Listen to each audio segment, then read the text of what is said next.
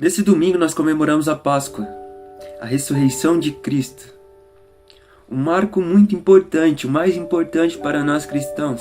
Domingo é um dia de celebração, é um dia de alegria, porque o Senhor morreu por nós para nos redimir dos nossos pecados. Mas até a sua ressurreição houve todo um processo que começou hoje, na quinta-feira. Jesus fez todo um processo até que a sua ressurreição acontecesse. E nós vamos falar sobre isso. Mas nós não vamos só falar o que aconteceu, porque o que aconteceu já é muito discutido. Nós vamos falar sobre o que aconteceu e falar sobre a visão espiritual de tudo isso. Para que possamos entender um pouco sobre quais eram os planos de Deus ao fazer isso. O que Deus estava pensando, o que Deus estava planejando para poder nos libertar do pecado. Porque não foi só morrer e ressuscitar e pronto, estávamos libertos. Houve todo um processo. Todo um processo que Deus planejou para que nós pudéssemos ser libertados através de Cristo. Todo um processo que o nosso Pai, que nos ama a todos, fez pensando em nós, pensando em nos libertar, pensando em nos dar uma vida nova. Percebe como Deus é maravilhoso? Vamos começar a partir da Santa Ceia. Eu vou me basear na minha explicação, a maioria das partes no texto de Lucas e alguns outros textos que eu vou citar conforme eu for explicando. Eu vou seguir na maioria das vezes a cronologia do livro de Lucas. Jesus faz a Santa Ceia e ele ceia com os discípulos e ele diz que estava muito feliz por fazer aquilo porque é a última vez que ele iria ceiar em reunião com seus discípulos até que houvesse a ressurreição, até que o seu reinado voltasse. Então ele faz a Santa Ceia e diz que façamos isso em memória dele. E também na Santa Ceia ele diz que haverá um traidor. Esse é o início, onde se inicia o fim, para que depois haja o começo, um novo começo. Após a Santa Ceia, Jesus sobe com seus discípulos até o Getsemane, ou Monte das Oliveiras. Então Jesus pede aos seus discípulos que fiquem em oração para que não caiam em tentação. Ele se afasta um pouco deles e começa as suas orações. Em Lucas capítulo 22, versículo 42, Jesus diz: Pai, se queres, afasta de mim esse cálice. Mas depois ele já diz: mas que seja feita a tua vontade. Jesus mostra que ele estava sempre fazendo a vontade de Deus, que ele veio pela vontade de Deus para fazer o que Deus predestinou para ele. Apenas isso, porque ele era obediente ao seu Pai. Agora eu quero comentar com vocês uma parábola que Jesus disse bem antes desse acontecimento, que está em Mateus capítulo 21, que está dos versículos 33 ao 46, que é sobre a parábola dos vinhateiros homicidas. Essa parábola ela conta que um senhor ele tinha uma vinha, então ele aluga essa vinha. E os vinhateiros eles passam a produzir na vinha desse senhor. Então chega o momento do pagamento do arrendamento. Então o senhor manda seu súdito para cobrar o pagamento. Mas os vinhateiros não pagam, eles matam o súdito. Então o senhor manda outro, mas eles não pagam e matam todos que o Senhor envia. O dono da vinha pensa: vou mandar o meu filho, eles terão respeito com o meu filho. Então ele o faz. Mas no versículo 38, eles dizem: este é o filho, o herdeiro, vamos matá-lo. Assim, a sua herança será nossa para sempre. Então eles o fazem. Mas o que faz o Senhor da vinha? Ele vai, destrói os vinhateiros e dá a vinha a outro. Um justo que produza com bondade e sabedoria. Jesus ele queria dizer com essa parábola que o mal é quem está tomando conta do mundo, não é Deus. Toda vez que Deus manda alguém para cobrar os bons frutos, algo que o mal não produz, eles vão e matam o servo de Deus. Eles sempre bolam um plano para matar todo aquele que Deus manda. Vendo que mandar servos, mandar profetas e tudo que Deus já tinha feito não adiantava, Deus mandou seu filho, pensando: ora, o meu filho eles vão respeitar.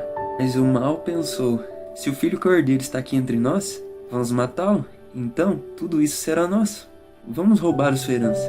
Mas o que eles não sabiam é que o filho iria ressuscitar, e um dia ele voltará para dar a vinha aos justos, para que estes produzam realmente bons frutos. Agora, o que isso tem a ver com o que eu estava explicando antes?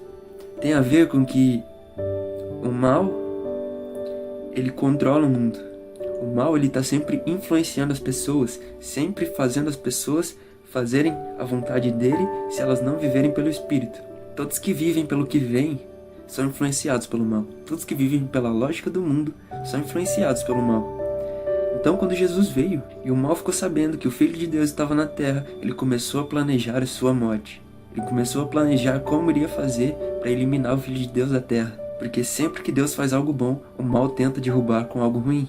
Mas Deus sempre vence. Porque Deus não pensa como o mal. Porque o mal pensa como os homens. O mal trabalha pela lógica. Deus não, Deus trabalha pela sabedoria verdadeira, da verdade pura criada por Ele. Então a morte de Jesus aconteceu porque o mal estava influenciando. O mal influenciou Judas para trair Jesus. O mal influenciou os doutores da lei da igreja para pensarem que Jesus era um falso profeta, para que pensar que Jesus era o falso Messias, para que pensar que Jesus não era o Filho de Deus e que estava causando algo ruim. Tudo de mal que os homens fizeram foi influenciado pelo mal maior, que é o pecado. Mas Deus, ele sempre vence o mal com o bem. E quando Jesus estava ali em oração, pedindo para Deus afastar aquele cálice dele, haviam legiões de demônios à sua volta, gritando: você vai perder, Filho de Deus. Você vai morrer e tudo isso será nosso. Por isso Jesus disse para os discípulos orarem para não cair em tentação, porque todo o mal existente estava ali em volta de Jesus, o pressionando, forçando, para que ele desistisse, para que ele ficasse fraco. Porque o plano do mal de matar Jesus estava dando tudo certo, então eles já estavam comemorando e gritando para Jesus: você vai perder, você é fraco, você não pode nada. Então Jesus começa a se preocupar, porque ele também é humano. Então Jesus também sente que nós humanos sentimos, sentiu agonia, ansiedade, tristeza. Então Jesus sofre tanto nesse momento que ele começa a suar sangue. Mas ele não deixa a oração de lado, porque a oração move o milagre. Judas, movido pelos maus pensamentos, traz Jesus e Jesus é preso e levado a julgamento. Em Lucas capítulo 22, versículo 63, diz que enquanto Jesus estava preso, eles zombavam dele e o feriam. O feriam, dando chibatadas, zombando, caçoando, rindo dele. E a cada chibatada, Jesus sentiu o peso do pecado de toda a humanidade sobre suas costas. A cada chibatada, o peso do pecado batia sobre Jesus, que escolheu morrer por todos nós, mesmo sendo inocente, mesmo não tendo pecado. Ele assumiu a forma de pecador para que nós pudéssemos viver como homens livres. Jesus é levado à multidão, e a multidão, sobrecarregada pelos espíritos maus, pelos espíritos malignos, que gritavam em seus ouvidos: crucifica-o, ele é mau, ele é pecador, ele mente. A própria multidão pede para que Barrabás, que era um bandido, seja solto e que Jesus seja condenado. Porque o povo estava tão cego que o mal falava com eles e eles simplesmente acatavam as ordens do mal. Ah, nesse dia a festa no inferno foi tão grande. Foi a maior festa que já existiu no inferno. Porque eles pensavam que pela primeira vez eles estavam sendo vitoriosos, que pela primeira vez eles iriam ganhar, que pela primeira vez eles iriam derrotar Deus.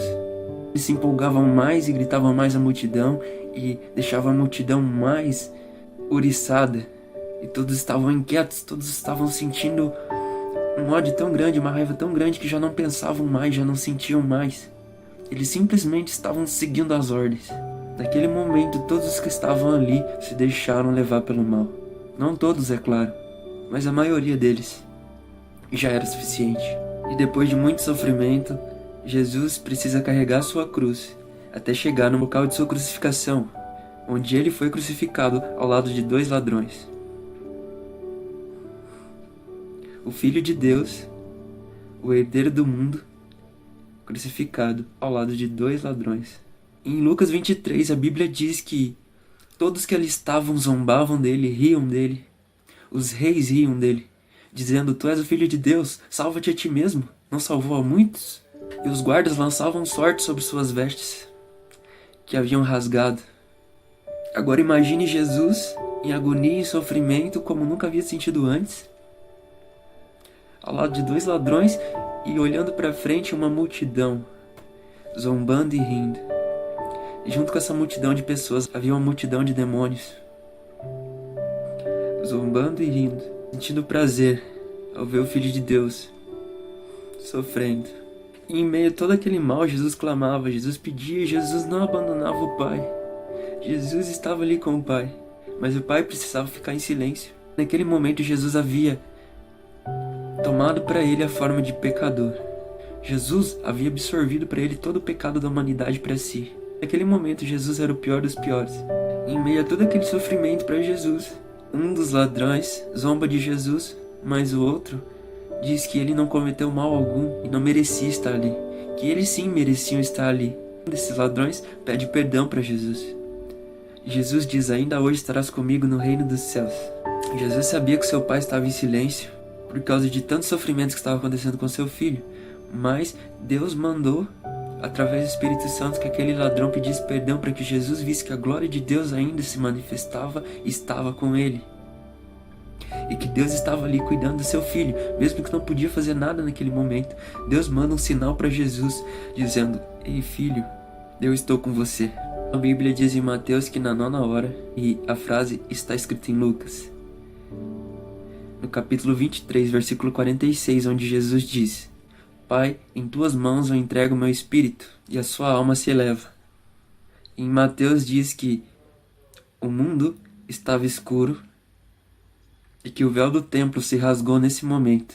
Em Marcos capítulo 15, versículo 39, diz que o centurião, quando viu tudo que Jesus fez, disse: este era verdadeiramente o Filho de Deus. Essa é a parte 1 do vídeo, que é sobre a crucificação de Jesus. Domingo eu vou lançar a parte 2, que fala sobre após a crucificação e a ressurreição de Jesus. O vídeo 2 ele será ainda melhor e mais completo que o vídeo 1. Espero você no domingo, às 8 horas da manhã, para assistir a parte 2 desse vídeo. Que esse vídeo toque seu coração e que você compartilhe para que ele chegue a todos os irmãos que precisam ver essa palavra. Não esquece de curtir para me apoiar, se inscrever no canal para não perder os próximos vídeos. E aqui na descrição tem alguns links importantes que você pode estar acessando. Não perca o próximo vídeo. Deus abençoe sua vida. E eu vou. E você vai? Vamos juntos, caminhando pelo Pai.